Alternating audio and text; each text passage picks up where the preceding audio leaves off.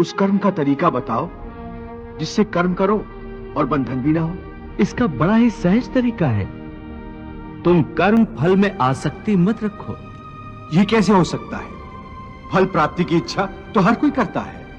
परंतु क्या इच्छा करने से मनुष्य को फल की प्राप्ति होती है? नहीं अर्जुन, क्योंकि फल तो प्रारब्ध के हाथ में है।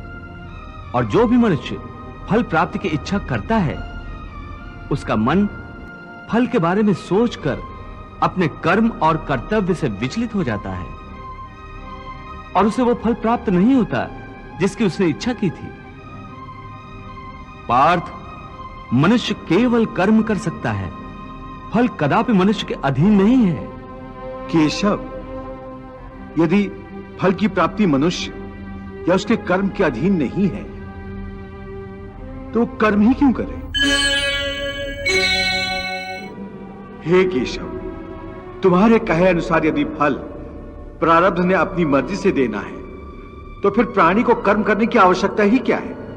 कर्म करने की आवश्यकता क्या है, यह जानने से पहले यह तो जान लो कि प्रारब्ध क्या है, प्रारब्ध कैसे बनती है।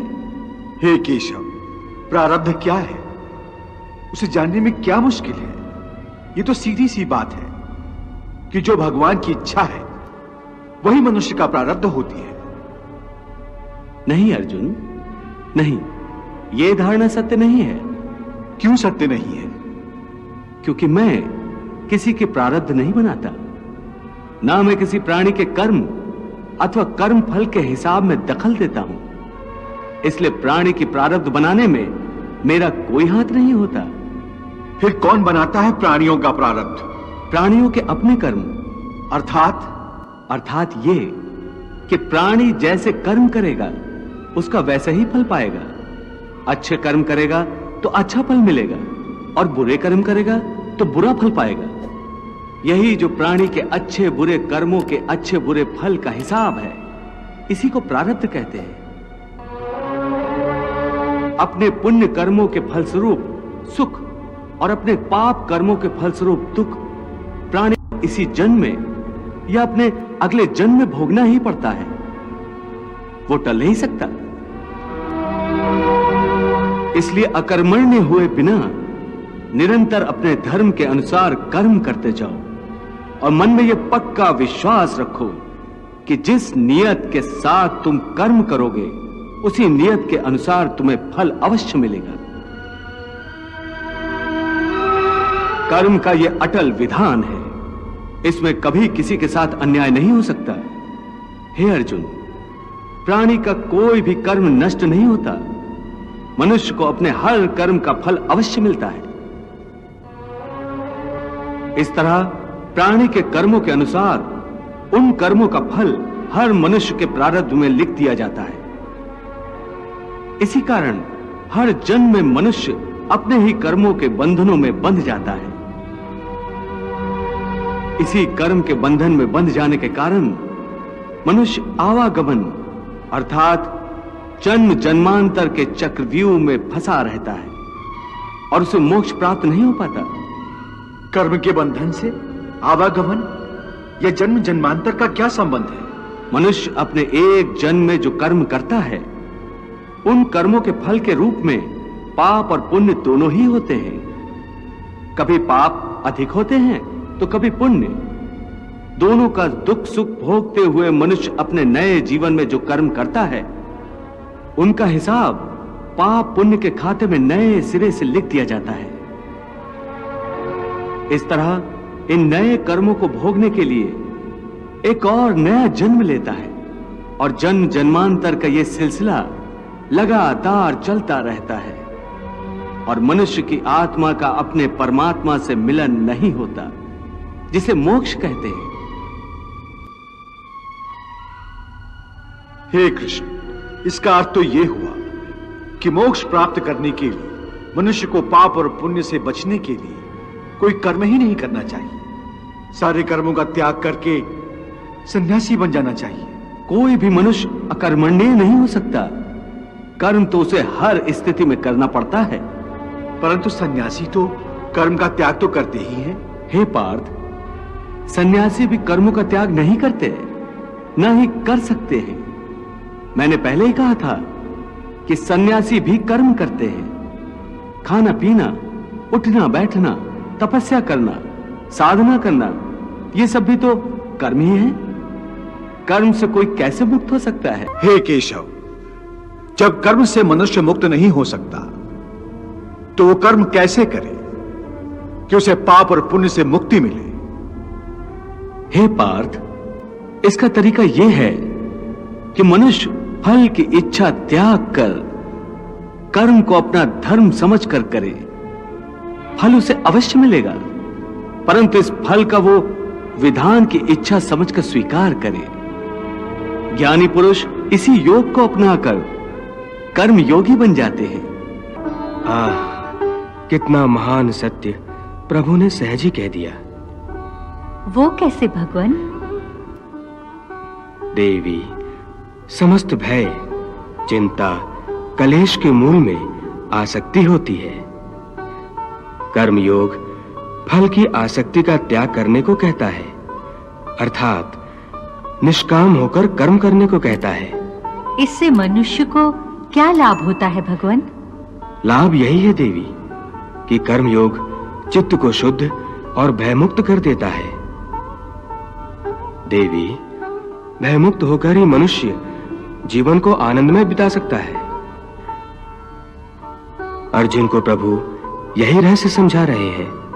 हे अर्जुन, तुम इंद्रलोक दिव्यास्त्र पाने के लिए गए थे, तब उर्वशी के मोहजाल में नहीं फंसे थे, उर्वशी से मोहित नहीं हुए थे, क्योंकि उस समय तुम्हारा मन निरासक्त था।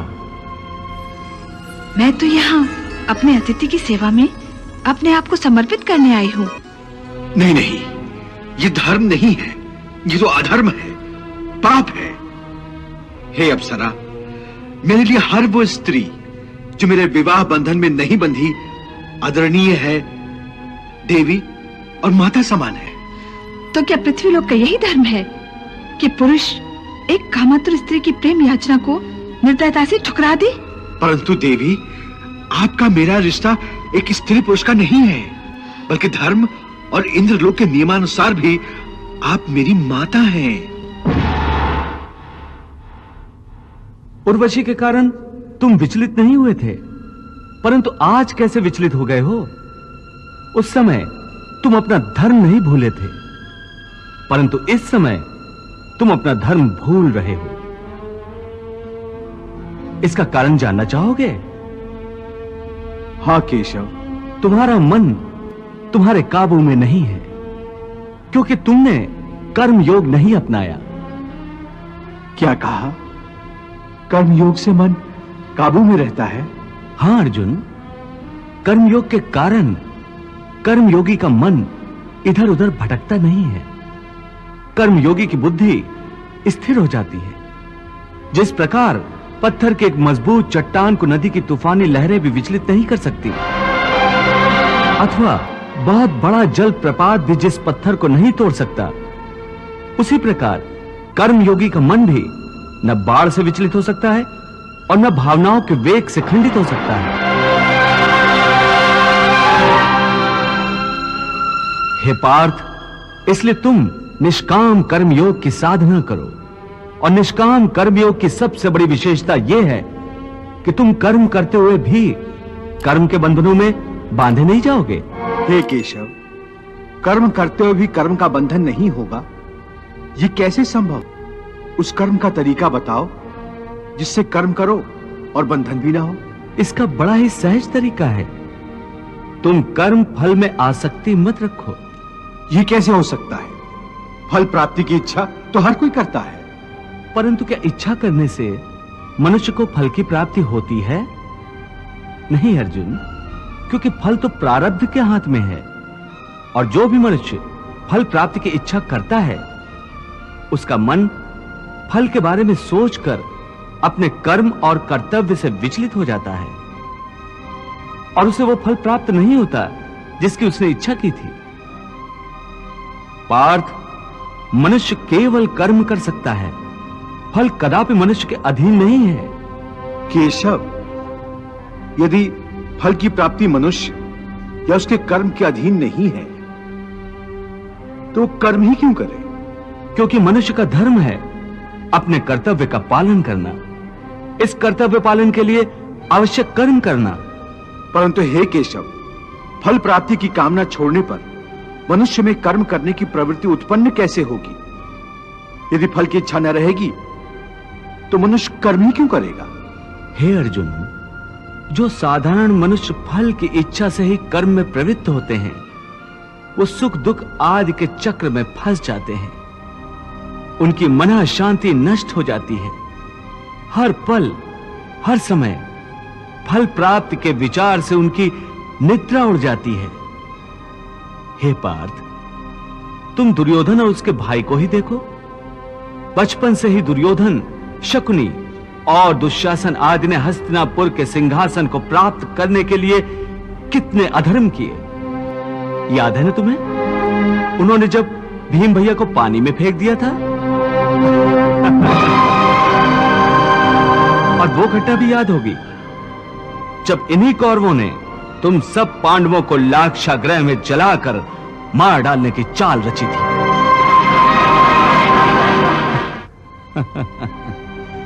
कैसी लाजवाब चाल थी उनकी।